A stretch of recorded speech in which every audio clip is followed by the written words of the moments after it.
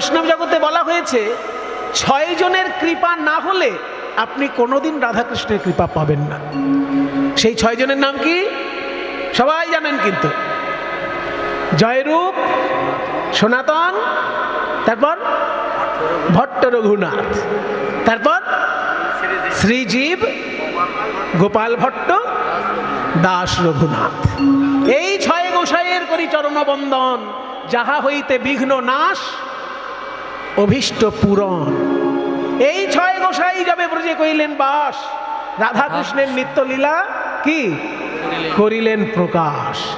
এই 6 গোসাই যাবে করুণা করিবে, ব্রজে রাধাকৃষ্ণ সেবা অবশ্য পাইবে। তাহলে নরোত্তম দাস ঠাকুর বলছেন এই কথাগুলো। এই কথাগুলো বলছেন কে? নরোত্তম দাস ঠাকুর বলছেন, যিনি কীর্তন জগতের সর্বপ্রথম আচার্য, গরানহাটি কীর্তনের যিনি স্রষ্টা, সেই নরোত্তম দাস ঠাকুর এই কথা বলেছেন। তাই 6 গোস্বামীর মধ্যে প্রথম গোস্বামী যার নাম বলা হয় তার একটা রচনা থেকে গাইছে। 6 গোস্বামীর মধ্যে প্রথম নাম কার বললাম? জয় রূপ সনাতন, রূপ গোস্বামী। রূপ গোস্বামীর লেখা একটা সংস্কৃত গান আছে, এই মাথুর বিরহেই গাওয়া হয়। ক নন্দকুল চন্দ্রমা, আগে শব্দটা বলেনি, তাহলে গানটা আপনাদের বুঝতে সুবিধা হবে। ক মানে কোথায়, নন্দকুল চন্দ্রমা, এই নন্দরাজার বংশের চাঁদ যিনি, সেই কৃষ্ণ কোথায়?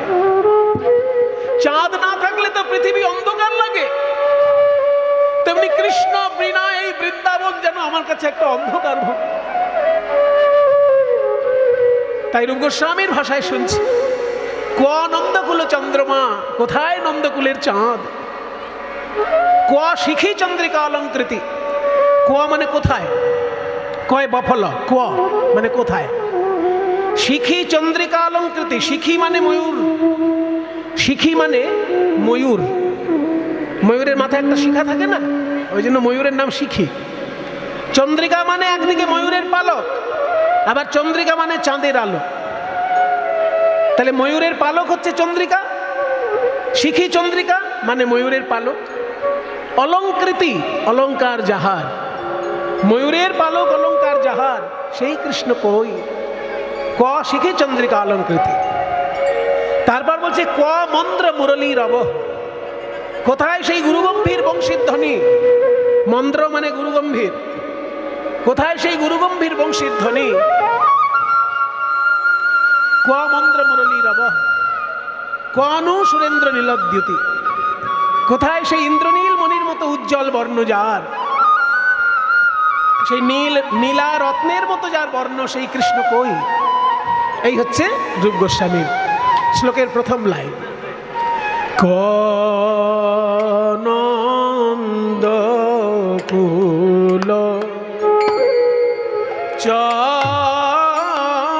চন্দ্রমা, নন্দকুল চন্দ্রমা। একটু আগে আমি যে গুরুর নাম করেছি, আপনাদের এলাকার মানুষ ছিলেন বলেছি, নীলমণি দাস মহাশয়, তার শেখানো এই গান, এই গানটি তার শেখানো। ক নন্দকুল চন্দ্রমা, নন্দকুল চন্দ্রমা,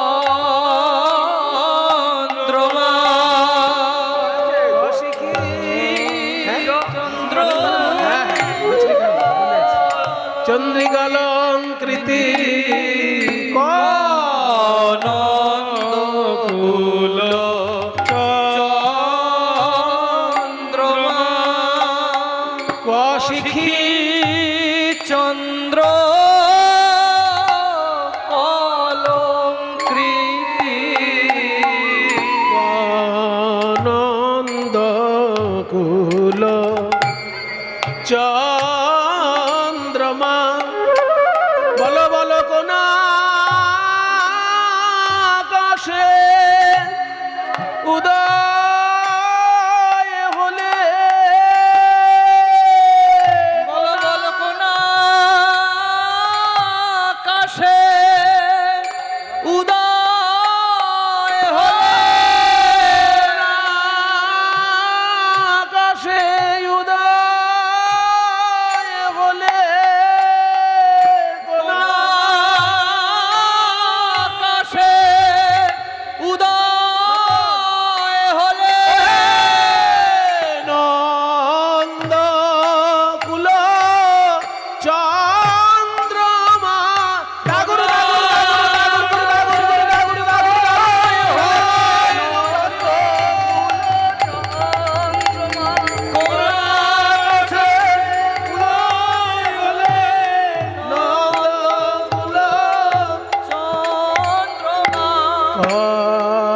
আনন্দ কুল চন্দ্রমা কশিখী চন্দ্রিকালঙ্কৃতি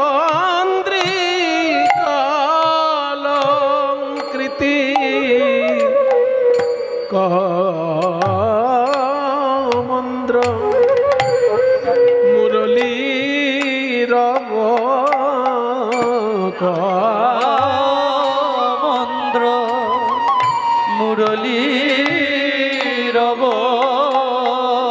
বলো বলো আর কি শুনতে পাবো না গো, বলো আর কি শুনতে পাবো না গো, বলো আর কি শুনতে পাবো না গো, বলো বলো আর কি শুনতে পাবো না গো।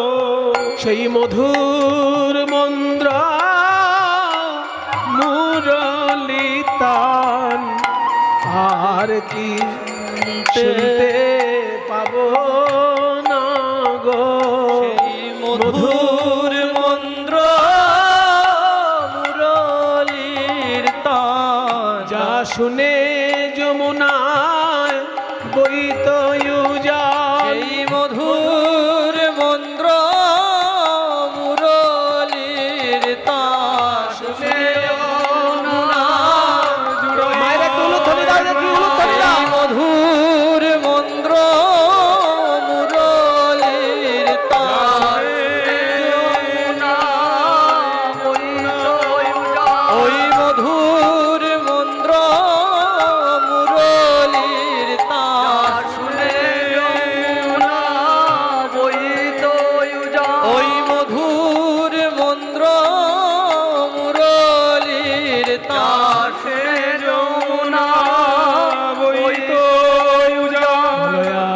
আর কি শুনতে পাবো না হে মন্দ্র মুরলী রব কোন সুরেন্দ্র নীল দুতি। এই গানটার দ্বিতীয় অংশ ক রাস রস তাণ্ডবী। রাস রসে যিনি তাণ্ডব নৃত্য করেছিলেন সেই কৃষ্ণ কোথায়? পুরুষের নাচকে তাণ্ডব বলে আর নারীর নাচকে লাস্য বলে। লাস্য এগুলো শাস্ত্রীয় ভাষা। আমরা গোদা বাংলা বলি মেয়েদের নাচ। মেয়েদের নাচ বলে শাস্ত্রে কোনো কথা হয় না। সঙ্গীত শাস্ত্রে মেয়েদের নাচকে বলে লাস্য, আর সঙ্গীত শাস্ত্রে পুরুষের নাচকে বলে তাণ্ডব। তাই শ্রীকৃষ্ণ যখন রাসলীলায় নৃত্য করেছিলেন, কৃষ্ণের নাচকে বলা হয়েছিল তাণ্ডব আর রাধারানীর নাচকে বলা হয়েছিল লাস্য। তাই রাধারানী বলছেন ক রাস রস তাণ্ডবী। রাসলীলায় যিনি রস প্রকাশ করেছিলেন তাণ্ডব নৃত্য করে, সেই কৃষ্ণ কোথায়? ক সখী জীবরক্ষ ঔষধি। কোথায় সখী আমার প্রাণ বাঁচানোর ওষুধ? একটু আগে জীব মানে প্রাণ বললাম না, জীব মানে প্রাণ, রক্ষার ঔষধি, জীব রক্ষ ঔষধি, আমার প্রাণ বাঁচানোর ঔষধ কৃষ্ণ কই? নিধির মম, ও হচ্ছে আমার নিধি স্বরূপ। সুহৃদ তব, তোদের আবার বন্ধু স্বরূপ। হা বত হন্ত ধিক বিধিক, বিধাতাকে ধিক্কার জানাই যেমন কৃষ্ণ রত্ন দিয়ে আবার কেড়ে নিয়েছে। গানটা এবার গাইছি ক রাস রস তাণ্ডবী। ওই সুর একই থাকবে, ক রাস রস তাণ্ডবী, ক রাস রস তাণ্ডবী,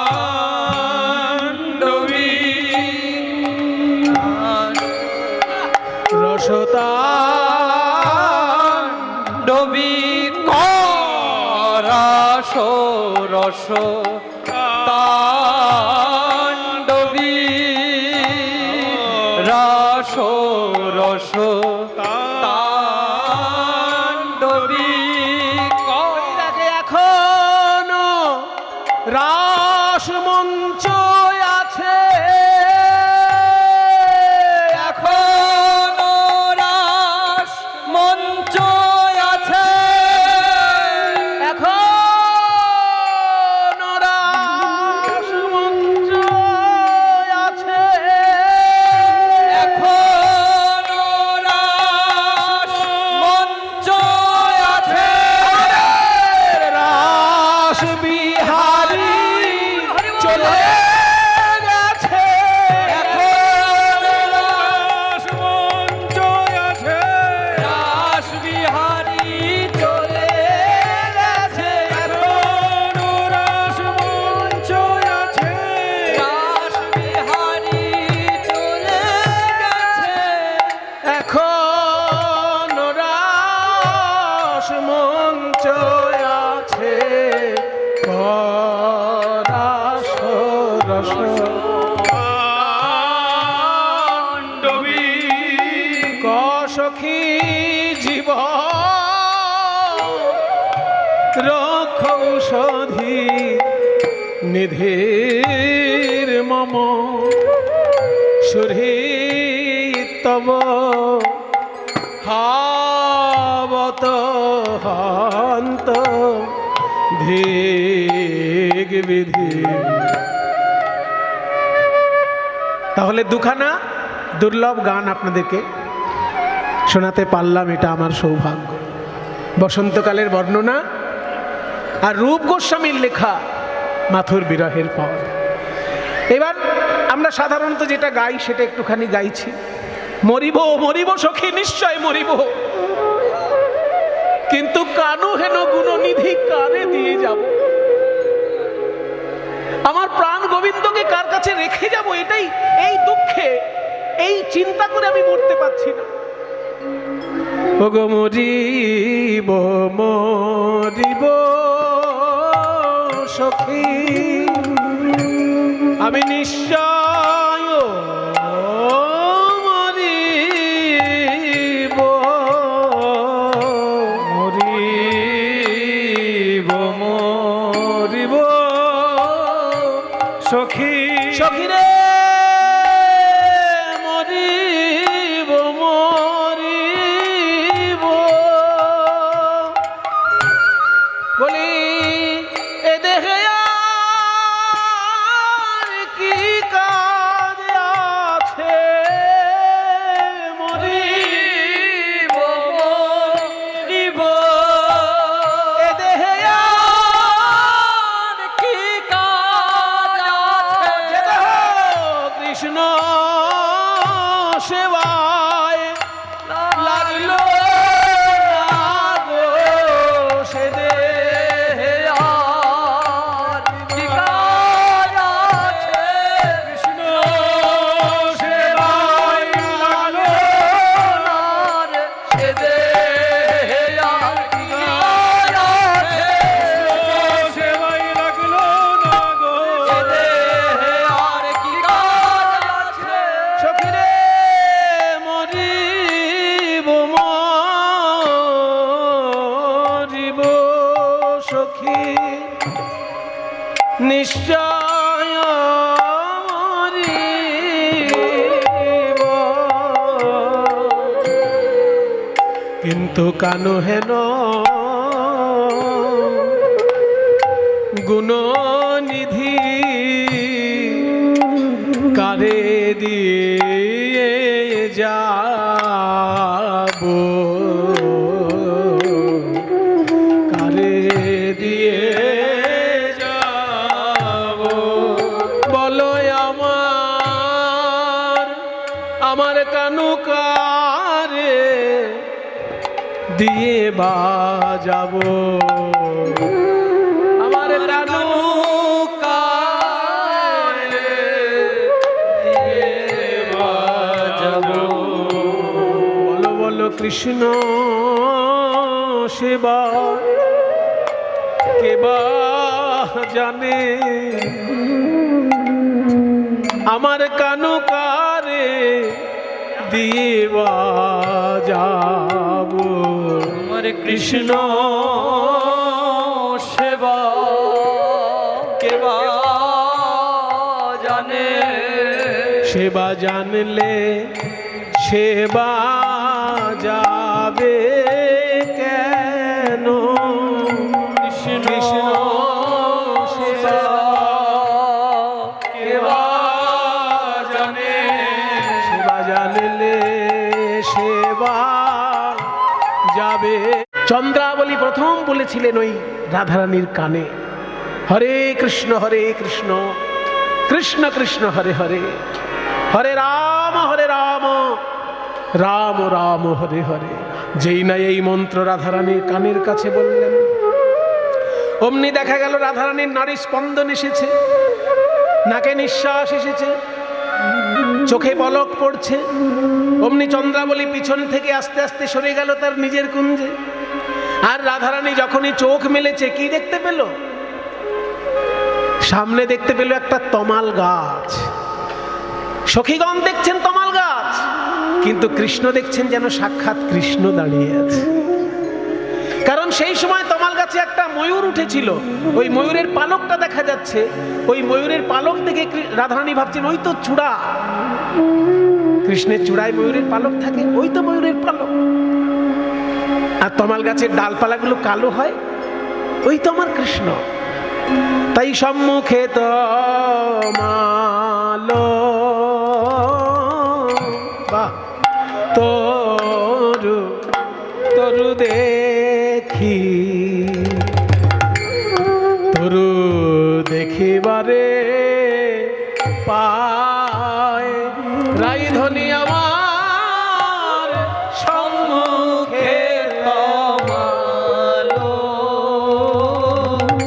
তরু তরু দেখি, তরু দেখিবারে পা। আহারে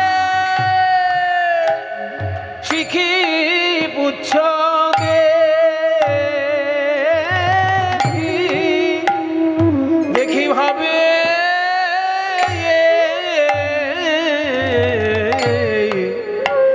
এই বুঝি শ্যামরায়।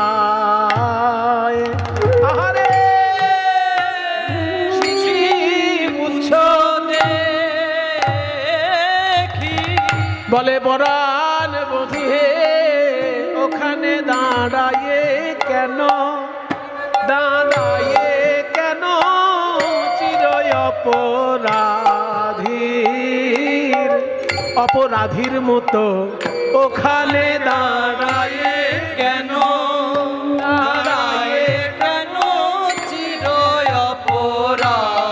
অপরাধীর মতে, দাঁড়ায়ে কেন, দাঁড়ায়ে কেন, কেউ কিছু বলেছে নাকি ওখানে দাঁড়ায়ে কেন, দাঁড়ায়ে কেন কেউ কিছু বলেছে নাকি। এসো আমার হৃদয় এসো, আমার হৃদয় এসো, তোমার এই অন্তরে রাখবো। বলি এসো আমার হৃদয়ে এসো, আমার হৃদয় হৃদয়ে এসো, তোমার অন্তরে রাখবো। বাহিরে আমি রব, বাইরে আমি রব, তোমার অন্তরে রাখবো। দেশে দেশে বেড়াইব, আমি বেড়াইব তোমার অন্তরে, অন্তরে রাখবো। আর দেশে দেশে বেড়াইব বেড়াইব কেউ তো তোমায় চিনতে নারবে। দেশে দেশে বেড়াইব বেড়াইব কেউ তো তোমায় চিনতে নারবে। কেউ চিনতে নারবে, সবাই সবাই গৌর গৌর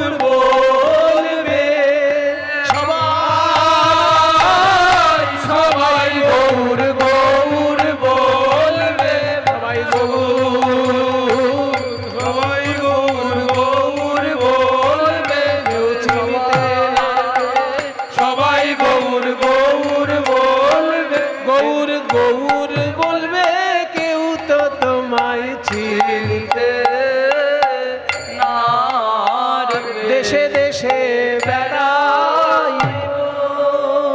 কি সুন্দর সিদ্ধান্ত দেখো। মানে তমাল গাছকে কৃষ্ণ মনে করে রাধারানী বলছেন, তুমি ওরকম লাজুকের মতো কেন দাঁড়িয়ে আছো, তুমি আমার কাছে এসো। মানে বৃন্দাবনের সখীরা তোমায় কিছু বলেছে? ও গোয়ালিনীদের কথা কিছু মনে করো না। ওরা কিছু বলতে জানে? কিছু মনে করো না বধূ, আমার কাছে এসো।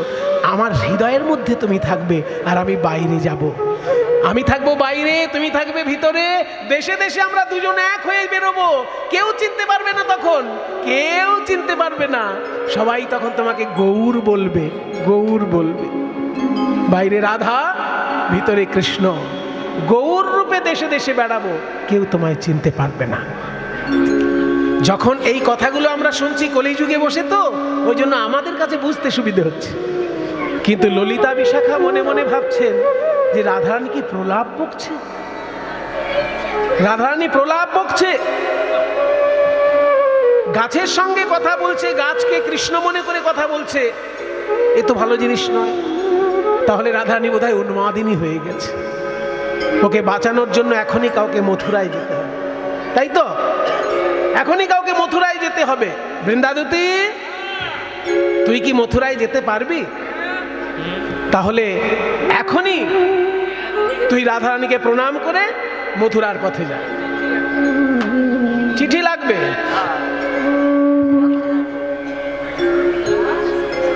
জয় গুরু। একজন ভক্ত অনেকক্ষণ ধরে একটা গানের জন্য বারবার অনুরোধ করছেন।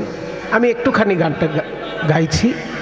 রবীন্দ্রনাথের গান, আত্মসমর্পণের গান।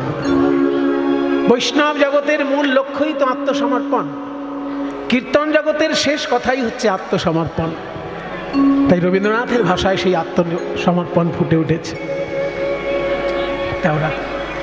আমার মাথা নত করে দাও হে তোমার চরণ ধুলার তলে, সকল অহংকার হে আমার ডুবাও চোখের জলে।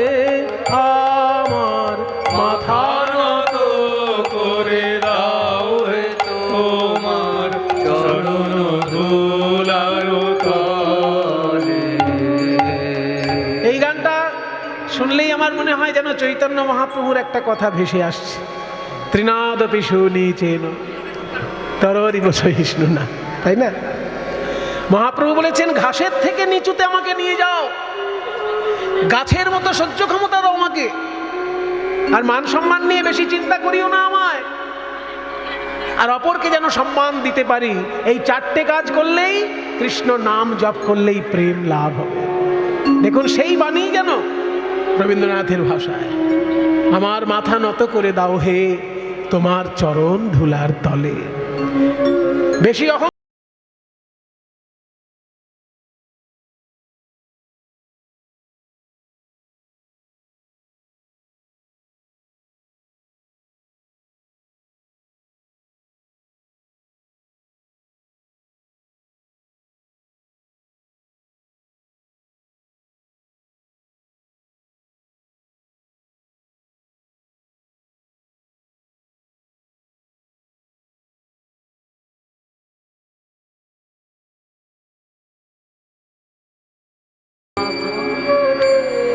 নিজেকে গৌরব দান করতে গিয়ে নিজের অপমান ঘটাচ্ছি। একটুখানি উদাহরণ দিয়ে বুঝতে পারবেন। মনে করুন একটা ছেলে খুব বড় অফিসার, কিন্তু তার বাবা ক্লাস 5 অবধি পড়েছিল, বেশি পড়াশোনার সুযোগ পায়নি। তার বাবা ক্লাস 5 অবধি পড়েছে, আর সেই যুগে চাকরি করতে 5 টাকা মাইনে পেত। আর ছেলে ডবল এমএ পাস করেছে, 50,000 টাকার মাইনে পাচ্ছে। তাই ছেলে ভাবছে যে আমার বাবা 5 পাস করেছে আর 5 টাকার মাইনের চাকরি করেছে, আর আমি ডবল এমএ পাস করেছি, 50,000 টাকার মাইনে পাচ্ছি। কোন দুঃখে বাবাকে প্রণাম করব? বাবাকে প্রণাম করতে একটা কারণ থাকবে তো, শুধু জন্ম দিয়েছে বলেই প্রণাম? আরে মশাই চাকরি করেছে, 5 টাকা মাইনে পেত, আর আমার 50,000। সেই কালে পড়াশোনা করেছে 5 পাস, আর আমি ডবল এমএ পাস। এখনকার দিনে লোকে প্রণাম কেন করে? এখন ওই ব্রাহ্মণ বলে আর কেউ কেউ প্রণাম করে না। এখন প্রণাম করে তিনটে কারণে। এক, যদি পড়াশোনা খুব ভালো করে তাকে পণ্ডিত হিসেবে প্রণাম করে। দুই, যদি পয়সা কড়ি খুব ভালো থাকে তাহলে সহযোগিতা পাওয়ার জন্য প্রণাম করে। তিন, যদি পার্টির লিডার হয় তাহলে অন্তত বিপদে বাঁচার জন্য প্রণাম করে।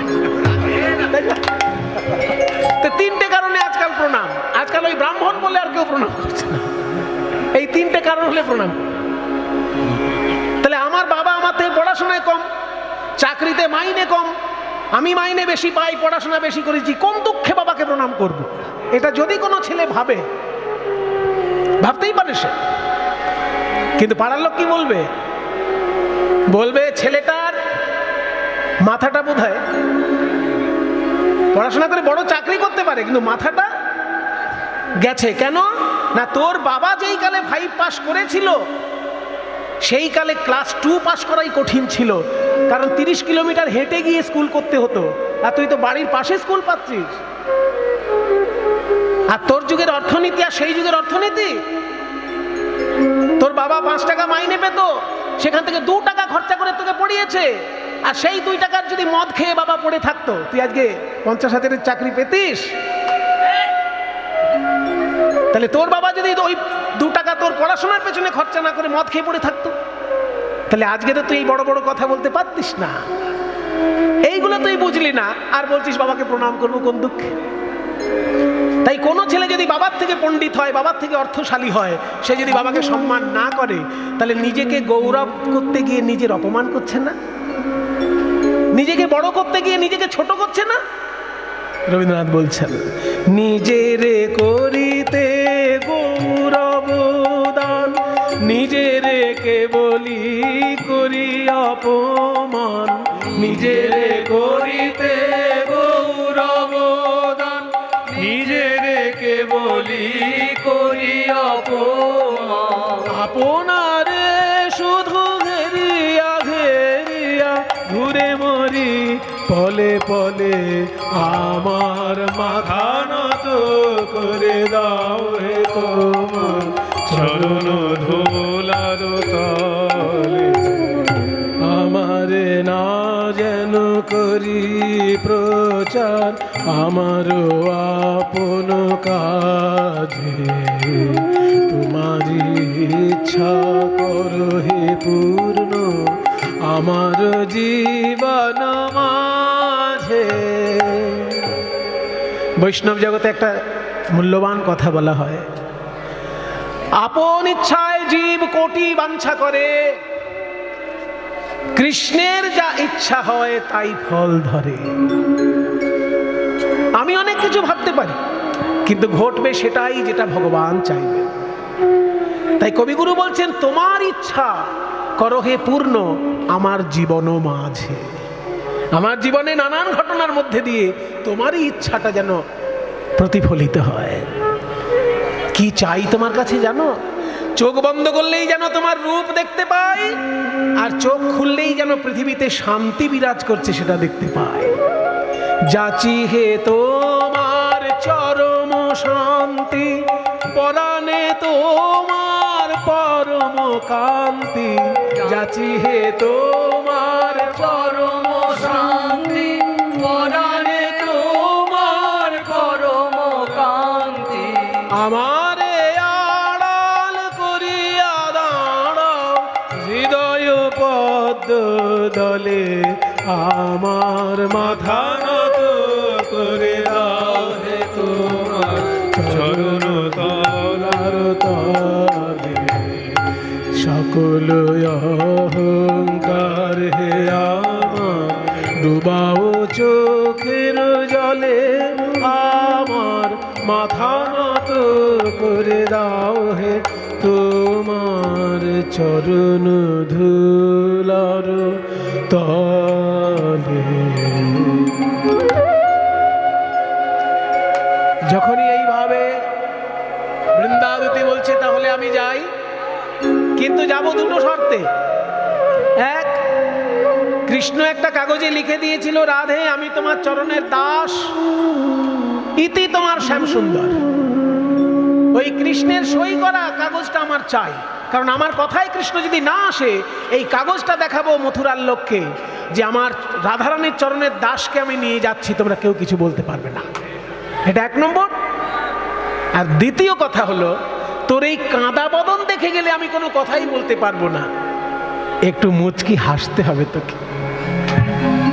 রাধারানী বলছে এত বছর ধরে কাঁদছি, এখন হাসা সম্ভব? ললিতা বলছে হাসাতে যদি না পারি তাহলে আমি ললিতাই নই। এই কে আছিস, একটা বাঁশ নিয়ে আয়। বাঁশ দিয়ে হাসাবি কি করে? বলে ওই বাঁশটা নিয়ে তুই কৃষ্ণ হয়ে দাঁড়া, বাঁশটাকে বাঁশি করে কৃষ্ণ হয়ে দাঁড়া, দেখ রাধারানী হাসে কিনা। এবার অত বড় বাঁশ নিয়ে যখন বিশাখা কৃষ্ণ হয়ে দাঁড়িয়ে টলমল করছে, বাপরে এই বাঁশ, এই এত বড় বাঁশ নিয়ে যখন এইরকম রূপ দেখে, তখন রাধারানীর মুখে একটুখানি মুচকি হাসি এসেছে। বাস বৃন্দাবতী বলছে আমার আর কিচ্ছু চাই না, ওই যে চাঁদ মুখে একটু হাসি দেখেছি, আমার কার্য সিদ্ধি হবে। তাই আজকে ভদ্রং ইয়তে ভদ্রং, ভদ্রং অতি ভদ্রং, শীঘ্রং কুরু গমনা, ভদ্রং অতি ভদ্রং, চিত্রং কুরু গমনা, অবিলম্বনে মথুরা নগরে প্রবেশ করল ভ্রমণা, অবিলম্বনে মথুরা নগরে প্রবেশ করল ভ্রমণা। আজকে ধৈর্যং রহু ধৈর্যং, রাধে ধৈর্য ধর, মম গচ্ছং মথুরাবে গিয়া ঢুন্ডাব পুরী প্রতি প্রত্যক্ষে যাহা দর্শন পাবে। এবার যখন মথুরায় এসেছে বৃন্দাদূতি, মথুরায় বৃন্দাদূতি এসে কি বলছে জানেন? মথুরাবাসিনীদেরকে বলছে কই গো, রাজার বাড়ি কোথায় জানো? বলে রাজার বাড়ি ওই দেখা যায়, রাজার বাড়ি ওই দেখা যায়। মথুরাবাসিনী বলে রাজার